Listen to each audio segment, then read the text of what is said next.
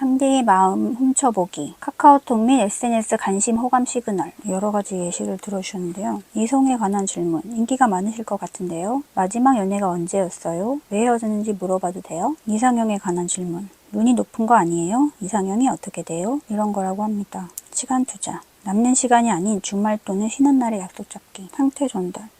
요즘 외롭다는 생각이 들더라. 친구들 전부 연애하느라 바빠.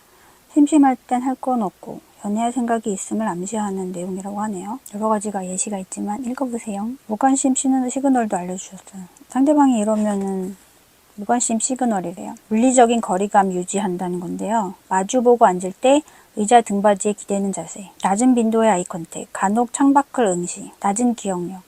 너 그때 커피 못 마신다고 그랬지? 아닌가? 아, 내가 아니었나? 전에 내가 영화 추천해주지 않았던가? 너 맞지? 이런 식으로 기억력이 낮게 행동하는 거라고 합니다. 첫 만남의 상대를 꿰뚫어보는 방법, 반복적 일상의 지루함을 느끼는 사람. 그 사람은 만났을 때나 카톡으로 대화할 때도 늘 일에 관한 이야기만 해요. 이들을 유혹할 때는 일과 관련된 이야기를 하며 정적인 휴식에 초점을 맞추고 상대와 공감을 쌓기보다 그와 다른 활동적인 경험과 자신이 쉬는 날은 어떻게 즐겁게 보내는지를 드러내며 접근하는 것이 훨씬 좋다. 당신은 쉽게 질려할 사람. 이 사람과 이야기하면 여러 주제로 이야기를 하게 되는데 즐거워서 시간이 어떻게 가는지 모르겠어요. 여기에 해당되는 타입은 친화적인 성격을 가진 탓에 주변에 모여드는 사람이 많다.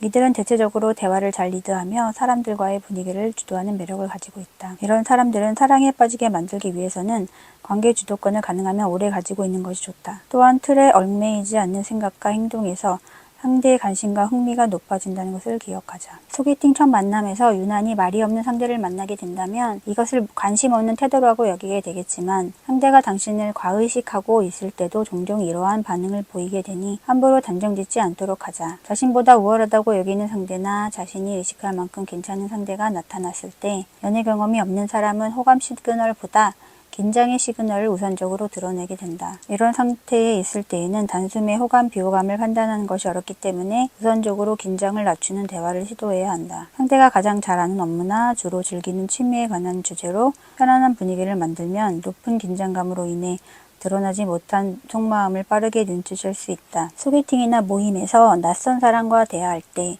현재나 가까운 과거의 이야기를 나누는 것이 일반적이지만 유독 자신이 잘 나갔던 오랜 과거의 이야기를 자주 꺼내는 사람을 만나기도 한다. 이런 대화를 선호하는 이는 과거에 비해 현재 자신의 모습에 만족하지 못하는 경우가 많다. 그래서 무의식 중에 현재 자신의 모습이 아닌 과거의 영광에 스포트라이트를 비추는 것이다. 이때는 적극적인 것과 더불어 현재 상대의 모습을 당신이 긍정적으로 보고 있다는 단점 오픈의 칭찬이 효과적이다. 연락을 부르는 SNS의 마법. 사랑의 성패는 정보력에 달렸다. 적을 알고 나를 알면 100점 불패. 이기는 전략을 짜기 위해서는 상대에 관한 정보가 많을수록 좋다. 그래서 우리는 간신남, 간신녀의 인스타그램 게시물이나 카카오톡 프로필의 사진에서 최대한 많은 정보를 수집해야 한다. 상대방의 인스타그램에 있는 내용을 보고 약간 공감대를 형성할 수 있는 내용을 추가하라고 하시네요. 비슷한 것을 선호하고 있음을 간접적으로 드러내는 행동만으로도 연락이 올 확률이 높아진다. 또 최소한 호감이 있어야 되는 거 아닌가? 일단 게다가 우연히 대화까지 하게 된다면 대화 주제 또한 자연스럽게 만들어지게 되니 그야말로 완벽하다. 만나지 않아도 아른거리기. SNS에 자신이 어떤 사람인지 어떤 감정 상태인지를 알리는 것은 상황에 따라 득이 될 수도 있고 실이 될 수도 있다. 만약 썸이나 연애를 시작한 지 얼마 되지 않았다면 상대의 질투심을 부추기기 위해서 또는 자신의 감정을 분출하기 위해 를 이용하는 것을 자제하는 것이 좋다. 이는 자신의 마음에 여유가 없고 조급하다는 것을 드러내는 행동이 되기 때문이다. 서로 목적 없이 연락하기 어려운 사이일 때, 깨진 썸을 다시 붙이고 싶을 때, 상대를 짝사랑하고 있을 때는 인스타그램 피드를 주기적으로 바꾸고 카톡 프로필은 2에서 3주마다 교체하는 것이 좋다. 온라인 PR은 상대를 마주하지 않고도 얼마나 매력적인지를 드러낼 수 있는 최고의 방법이니까. 그렇대요. 그렇다면 어떤 사진을 써야 효과적일까? 첫 번째, 짧은 동영상. 자주 보게 되고 익숙한 사람에게 호감을 느끼게 된다는 이론이 단순 노출 효과는 온라인에서도 동일하게 적용되기 때문에 상대의 눈길을 자주 최대한 오래 머물게 만드는 것이 중요한데 이때 가장 효과적인 게 바로 짧은 동영상이다. 두 번째, 사회성을 드러내는 사진. 호감을 포함한 개개인의 생각은 타인의 의견과 판단에 영향을 많이 받게 된다. 그 결과로 사람들과 잘 어울리지 못하고 겉도는 아싸보다 사람들과 잘 어울리는 외향적인 인싸를 더 호의적으로 평가하는 것이다. 그래서 카톡 부사나 인스타 피드를 올릴 때에는 여러 사람과 함께 찍은 사진, 타인이 찍어준 듯한 사진을 이용하여 높은 사회성을 간접적으로 드러내는 것이 좋다. 그렇대요. 근데 문제는 모일 때마다 사진을 많이 찍지는 않을 수 있어서 놀러 갈 때는 좀 찍지만. 세 번째, 배경이나 장소가 읽히는 사진. 누군가의 프로필 사진을 볼 때는 인물 외에도 배경으로부터 머물렀던 장소와 취향, 즉 부차적인 정보도 함께 읽히게 된다. 도서관에서 찍은 사진이라면 책을 좋아하는 사람이라는 인상을 줄 수 있고, 미술관에서 찍은 사진이라면 다양한 문화생활을 즐기는 사람이라는 이미지를 남길 수 있으며, 를 즐기는 사진이라면 활동적인 성격을 전달할 수 있으니 배경이 주는 효과를 놓치지 말자. 네 번째, 여성이라면 웃는 표정, 남자라면 어딘가에 집중하고 있는 표정. 남자가 가장 매력적으로 인식하는 여자의 표정과 여자가 매력적으로 인식하는 남자의 표정에는 차이가 있다. 여자들은 남자의 표정이 읽히지 않는 사진에서 가장 크게 호감을 느꼈기 때문에 운전할 때의 사진이나 무언가에 몰두하고 있는 사진을 쓰는 것이 좋다. 저는 안 그런데. 네, 여튼 반대로 남자들은 여자의 웃는 표정에 가장 큰 끌림을 느끼므로 기왕 고를 거면 친구들과 만난 자리에서 즐거워하는 표정, 무언가를 하는 표정에서 웃음기 가득한 표정이 잘 드러내는 사진을 선택하기로 하자. 좀 어렵긴 한데 뭐 차 안에서 이렇게 운전하는 사진이나 뭐 차 안에 있는 사진 하시는 분들 별로던데 나는. 차를 자랑하려고 하는 것 같아가지고 굳이 차에서 그거 말고 일하는 사진이면 좋겠네요. 쉽게 연락할 수 있는 사람 되기. 심심할 때 수다를 떨 상대를 찾고 있다면 나를 반기는 사람과 나를 반기지 않는 사람 중에서 누구에게 연락하겠는가? 당연히 나를 반기는 사람일 것이다. 그래서 대화할 때는 반가움을 드러내어 상대가 다음에도 쉽게 연락할 수 있도록 만들어야 한다. 연락이 독이 되는 타이밍. 전화를 하거나 카톡을 할 때 상대방이 친구를 만나러 가는 중이거나 일이 바쁘다는 것을 알린다면 어떻게 하는 것이 좋을까? 이때는 행선지를 묻는 스몰 토크보다는 방해되겠다, 이따 친구들과 잘 놀아, 나중에 연락할게 라고 하며 잠시 빠지는 것이 좋다. 큰 마음을 먹고 고백했지만 돌아오는 대답이 한 번도 친구 이상으로 생각해 본 적이 없어. 아무래도 감정이 생기지 않아. 우리 예전처럼 지내자. 라면 아무리 멘탈이 강한 사람이라도 큰 상처를 받게 된다. 이렇게 마음이 무너지는 중에도 혹시 상처받은 모습을 보이면 나를 대하기 더 껄끄러워지지 않을까? 내가 거절당하다니 자존심 상해. 같은 생각을 하며 애써 평소와 같은 태도로 연락을 시도하는 사람이 있는데 이러한 행동은 절대 관계에 좋은 영향을 미치지 않는다. 이때는 1, 2주 동안 어색하게 구는 태도로 거절에 어쩔 줄 몰라 한다는 것을 드러내다가 그 후에 좋아하는 마음을 접었음을 표현하는 게 가장 자연스럽다. 이렇게 해야 진심이 의심받지 않을 뿐더러 상대로 하여금 얘는 벌써 나를 보는 게 아무렇지도 않나 라며 아쉬움을 유발할 수 있다. 가짜 호감에 속지 말자. 궁금하다. 나는 천천히 알아가는 스타일이라서. 고백하거나 좋아하는 마음을 드러냈을 때 나는 사람을 천천히 알아가는 스타일이라서 라고 말하는 사람을 만났다면 잠시 멈춰서 그들의 행동을 짚어봐야 한다. 천천히 알아가는 스타일이라는 말은 그 사람이 어장을 치고 있거나 당신에게 연애할 만큼 끌림을 느끼지 못한다는 말과 같을 수 있기 때문이다. 데이트 대 메이트. 둘이 만나기 위해서는 무언가를 하는 것과 무언가를 하기 위해서 둘이 만나는 것은 다르다. 만나기 위해 밥 먹고 영화 볼 계획을 짜는 것은 감정적인 관계라고 볼 수 있지만 밥 먹고 영화 보기 위해 만나는 것은 전혀 다른 문제다. 이것을 구별하는 방법은 간단하다. 특정한 장소에서 특정 시간을 함께 보낼 사람이 필요해 만남을 만들어진다면 그 목적이 이루어진 후에는 함께 시간을 보낼 이유가 없기 때문에 데이트하는 시간이 짧을 수밖에 없다. 상대가 주말 하루를 쓰는 긴 데이트를 꺼려한다면 관계를 재점검해봐야 한다. 누군가를 기억하기만 하는 사람이 아니라 원하는 사람의 기억에 오래도록 남는 사람이 되기를 바란다. 매력 200% 상승 연애 코칭. 사람들은 당신의 호감을 철벽이라 부른다. 이게 무슨 말일까요? 사람들은 타인의 표정과 행동 그리고 말을 통해 그들의 심정을 알아차리게 된다. 원하는 사람에게 다가갈 마음을 먹었다면 자신도 모르게 오해를 사게 되는 행동부터 바꿔보자. 연애는 효율이 아니잖아요. 간혹 대화를 하면서 자신이 얼마나 바쁜지를 계속해서 알리는 사람이 있다. 한두 번쯤이야 그리 문제가 되지 않지만 지속적으로 이런 말을 하게 되면 연애할 여유가 없는 사람이라는 이미지가 생기게 된다. 이것으로 인해 상대는 관계를 발전시킬 의지를 잃게 되고 만다. 이런 일을 방지하기 위해 데이트 정도는 할 수 있는 여유를 드러내는 것을 잊지 말기로 하자. 매력적인 아이 컨택트는 따로 있다. 소통은 언어와 비언어적인 태도로 이루어지는데 상대를 지나치게 의식하다 보면 눈을 마주치는 것조차 어려워지게 되고 결국 소통의 오류가 생기기 시작한다. 간혹 이렇게 긴장도가 높은 이들 중에는 아이 컨택트가 중요하다는 말을 듣고 의식적으로 눈을 마주치기 위해 애를 쓰는 경우가 있는데 이런 행동은 오히려 마주 앉은 사람을 불편하게 만들 수 있다. 상대의 호의를 예의로 거절하지 않기. 꽤 괜찮은 사람과 소개팅을 한 후에 그가 집 근처까지 데려다 준다고 한다면 당신은 어떤 대답을 할까? 여기서 상대가 피곤할까봐 거절을 한다고 말하는 사람은 지나친 예의로 철벽녀라는 오해를 받기 쉬운 타입에 해당된다. 호의를 예의로 거절하게 되면 그 사람은 마치 자신이 거절당할 듯한 기분을 느껴 서로의 오해는 깊어질 수밖에 없다. 그러니 이제부터는 간신난 간심녀가 보이는 호의를 기쁘게 받고 고마움을 표현하는 쪽을 택하기로 하자. 혼자 모든 것을 해결하지 말라. 제 얘기 같은데 일찍이 많은 것을 스스로 해결하고 가족을 돌봐야 하는 K장남. K장녀를 비롯하여 사업가나 자수성가한 사람에게서 볼 수 있는 특징 중 하나가 지나친 자립심이다. 인간이 사회적인 동물이라는 말이 무색할 정도로 여기에 해당되는 이들은 누군가에게 기대고 도움받기보다 모든 일을 스스로 고민하고 결정하는 것에 훨씬 익숙하다. 이러한 높은 자립심이 보이는 태도들은 처음에 매력적으로 보일 수 있지만 썸을 타고 연애를 하는 중에도 뭐든 혼자 알아서 하는 태도로 결국 만나는 이로 하여금 소외감을 느끼게 만든다. 연애는 유대감을 바탕으로 하는 관계인데도 불구하고 어떤 고민도 나누지 않고 혼자 결정하고 행동하는 태도에서 상대는 감정적 거리두기, 철벽을 느끼게 되는 것이다. 그렇대요. 당신은 원래 매력적이었다. 유혹의 기본은 마케팅이다. 당신의 매력은 뭐예요? 라는 질문에 선뜻 대답할 수 있는 사람은 드물다.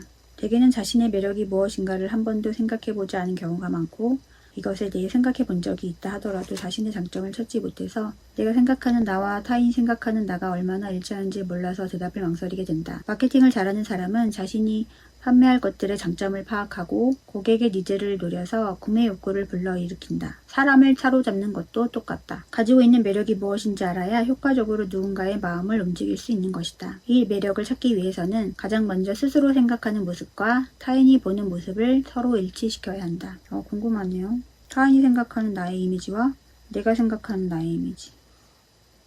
같을까요? 다를까요? 어떡해. 그냥 궁금해졌습니다. 연애가 쉬워지는 키워드, 친절. 타인을 대할 때 친절한 태도를 갖춘 사람은 유혹에 탁월한 재능을 가진 것과 같다. 호감을 의심케 하는 친절 때문에 불특정 다수가 너무나도 쉽게 얘가 혹시 나를 좋아하나? 라는 착각을 하게 되기 때문이다. 관심을 끄는 첫 번째 키워드인 호기심 자극이 자연스럽게 만들어지는 것이다. 나는 친절한데 왜 인기가 없지? 라고 생각을 한다면 다음 4가지를 체크해 봐야 한다. 읽어드릴게요. 첫 번째, 불쾌감을 줄 만큼 외모 관리에 소홀한 편이다. 둘째, 친절이 지나치게 가한 편이라 굽신거리는 것처럼 보일 때가 있다. 세 번째, 관심 있는 사람에게만 선택적으로 친절한 편이다. 네 번째, 친절을 베푼 후 보상이나 칭찬을 기대하게 된다. 이 넷 중에 하나라도 해당된다면 친절은 매력으로 전환되지 않는다. 그러니 기왕 할 거면 우리 제대로 해보자. 제대로 해봅시다. 감정적인 사람의 매력. 늘 감정적인 사람은 사람을 피곤하게 만들지만 긍정적인 감정과 부정적인 감정을 구별하여 드러내기만 한다면 이들은 순식간에 매력적인 사람이 된다. 부정적 감정의 표출은 듣는 사람을 힘들게 만들지만 긍정적 감정을 듣는 사람까지도 즐겁게 만드는 시너지 효과를 불러일으킨다. 이렇게 감정은 타인에게 전이가 되므로 긍정적인 사람과 함께 있으면 덩달아 기분이 좋아지는 변화를 느낀다. 감정의 표현이 많은 사람을 보며 마치 자신이 그 행복감을 만들고 있다는 착각을 하게 되는데 이 만족감으로 인해 상대와 함께하고 싶다는 생각을 하게 된다. 당당함은 호기심을 부른다. 주변에서 종종 높은 자존감을 가진 사람을 만날 때가 있다. 대체 어떤 것을 보고 상대의 자존감을 읽을 수 있었을까? 사람은 의도하지 않아도 자신감 있는 모습과 사람을 대하는 태도, 가치관을 비롯한 삶의 방식 같은 포괄적인 영역으로 타인의 자존감을 가늠하게 된다. 그러니 좋아하는 사람에게 자존감 높은 사람의 당당한 매력을 보이고 싶다면 소극적인 태도를 멈추고 최소한 자기 취향과 생각을 제대로 전달하는 연습부터 시작해야 된다. 간혹 자신의 취향이 전혀 없거나 상대가 좋아하는 것을 맞추기 위한 배려로 아무거나 내가 좋아하는 걸로 하자 같은 수동적인 대답을 하는 사람들이 있다. 이러한 태도는 마치 어떠한 것도 기대하지 않는 것처럼 비치게 된다. 또한 선택권을 떠넘기는 행동을 반복할수록 상대는 모든 것을 혼자 결정해야 한다는 부담감을 느낄 수밖에 없다. 의도가 어떻든 간에